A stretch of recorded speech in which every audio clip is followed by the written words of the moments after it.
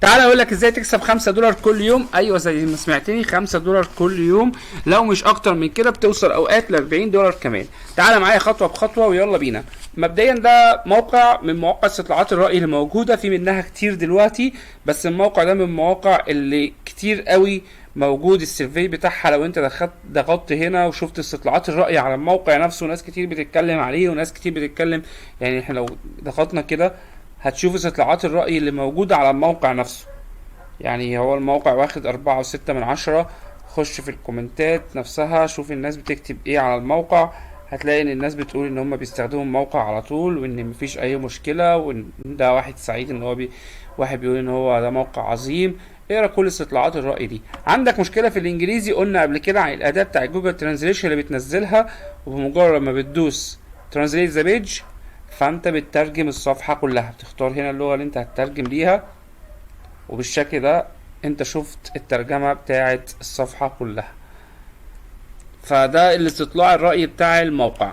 شفنا استطلاعات الرأي كلها اللي موجودة على الموقع، جميلة جدا. فبتخش هنا عشان تسجل. فانا لو هخش عشان اسجل، بتفتح كده، بتخش هنا على ريجستريشن، تسجيل. بعد كده هنا بيطلب منك ايميل، بيطلب منك باسورد، وبعد كده تأكيد الباسورد، بعد كده نيك نيم، بعد كده النوع، بعد كده تاريخ الميلاد، بعد كده البوست كود. وهنا قلنا قبل كده اتكلمنا في النقطة دي، ان انت بتخش على جوجل وتكتب بوست كود وبتكتب اسم المنطقة اللي انت منها، وكل منطقة بيبقى ليها بوست كود معين. بعد كده بتخش هنا دوس اكسبت وتدوس ساين اب، وبعد كده بيبعت لك ايميل على الايميل اللي انت داخل بيه. زي ده لازم تخش وتعمل كونفيرم للايميل من الجيميل او من الايميل اللي انت مسجل بيه. طرق السحب اللي انت بتسحب بيها من خلال باي بال، ومن خلال امازون، ومن خلال اكتر من حاجه. ويسترن يونيون من الاماكن او من طرق السحب اللي هتضاف جديده في الموقع ده. طبعا انا مسجل، فهخش هنا واعمل ساين ان.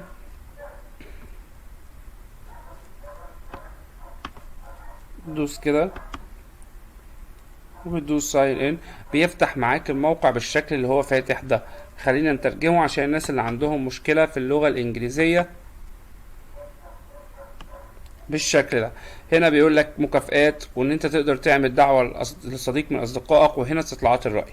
لو دوست على استطلاعات الرأي وسبتها تحمل، فهنا هو بيجيب لك الفيديو مدته قد ايه، كام دقيقة، وبتاخد عليه كام بوينت. البوينتس دي بتتغير. البوينت دي في اوقات بتبقى 27 بوينت و28 بوينت. طيب اعمل ايه بالبوينتس دي كلها، او ايه اللي هعمله بعد ما بتتفرج على تعمل استطلاع الرأي دوت؟ بتاخد البوينت دي. بعد ما بتجمع البوينت دي بتخش هنا على الجوائز.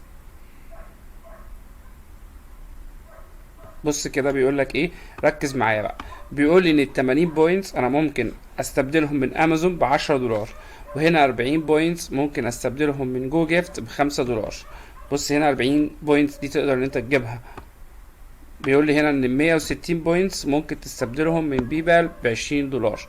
طيب انا قبل كده في يوم واحد بس عملت 320 بوينتس، يعني $40 في اليوم. طيب 320 بوينتس دول تقريبا خدوا مني 8 ساعات وقت بتفرج على بعمل استطلاعات رأي. طيب هل هو طبيعي ان ده 8 ساعات؟ لا، هو انا كنت في شغلي وسايب الجهاز وبعمل الاستطلاع وانا شغال بعمل شغلي. طب لو انا مش هقدر اعمل ده، لا عادي، ممكن تعمل اقل حاجة اللي هي 40 بوينتس وتستبدلهم $5. الموقع من المواقع اللي ناس كتير بتشكر فيه. ابدأ جرب وابدأ شوف بنفسك، واستنى قريب عشان في كلام اكيد ان ويسترن يونيون هتكون من الطرق السحب اللي تقدر تسحب بيها مكافآت. استنونا في تريكات تانية ازاي تعمل فلوس وازاي تستفيد من الربح من الانترنت.